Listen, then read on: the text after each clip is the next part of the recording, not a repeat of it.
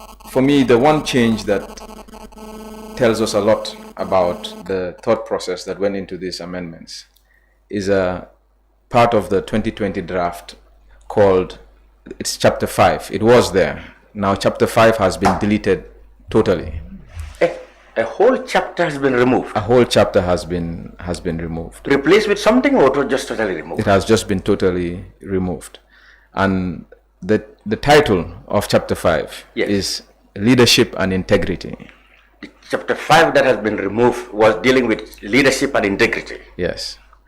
And I will take some time to, it's very beautifully drafted. The language, in the 2020 draft report, they explained how after the public consultations, Gambians felt that poor governance was rampant, and it was one of the reasons why we are in the state we are today.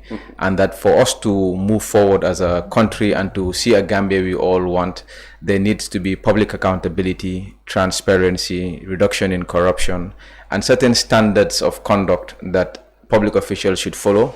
And people dealing with government should also follow.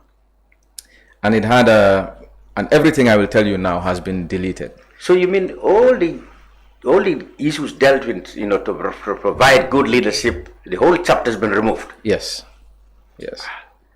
And that is why I'll throw it back to the government. I should not have been the first person to, if I am, to come on the TV and start talking about it. They should have come out, at least the Ministry of Justice should come out, or the Ministry of Information, to explain to people the reasoning behind it, so that suspicion can be reduced, controversy can be reduced, and we can understand in good faith why the government thinks. That was a press release, a short press, a task statement that suggests that this document, how did they word it? It is inconsistent with the Gambia as a democratic state, so and so. It was a short statement that expressed that it came with. That, for all intents and purposes, is not enough, especially when a whole chapter dealing with how our leaders should conduct themselves is deleted. There should be a bigger explanation, a more clear explanation. Yes, and so that it can be very clear to you. This is what the 2020 draft said. I'm just going to read. This was there before, now it's removed. Section 24(1). Cognizant of the fact that all sovereign authority emanates from the people, any authority, duty, or responsibility conferred or assigned to a public officer, whether under this constitution or on an act of the National Assembly, is. So it's basically saying power is in the people. This constitution recognizes that any responsibility given to a public officer comes from the people. Therefore, that authority should be considered a privilege and public trust, and must be exercised in a manner that is consistent with the principles of the Constitution, demonstrates respect for the people and the rule of law, brings honor to the nation and dignity to the office, and promotes confidence and respect and integrity of the office vested in the public officer. Why is that removed? Well, if these things are so lofty that if you remove this, what do you replace it with? Impunity? Yes. So, for example, there was a section in the same leadership and integrity. There is a section that deals with the conduct of office of public officers. A public officer shall behave, whether in private or public life, or in association with any person, in a manner that avoids conflict of interest, in a manner that compromises their public duty or personal interest, or brings their office into disrepute. They have removed that. So anything that can bring a minister or some senior official in conflict of interest, they've removed that. Yes. So a minister who is, for example, minister for tourism can now buy a share or own a hotel or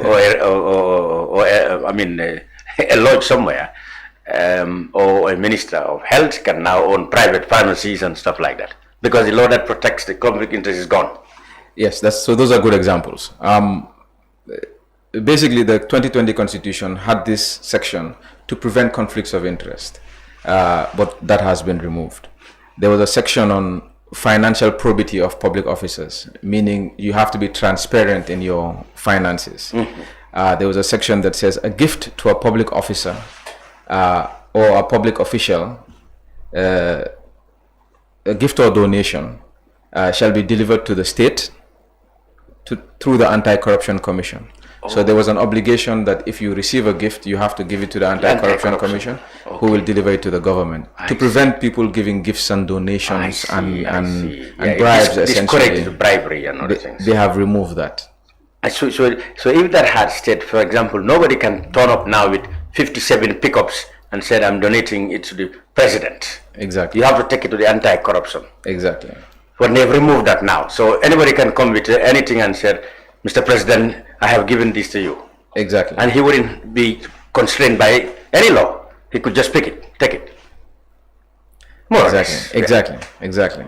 Then there's also the section on restrictions on public officers, that a full-time public officer shall not engage in other gainful employment unless they are allowed by an act of the National Assembly or express agreement of government. That has been removed.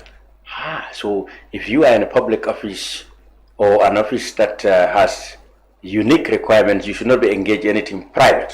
Exactly.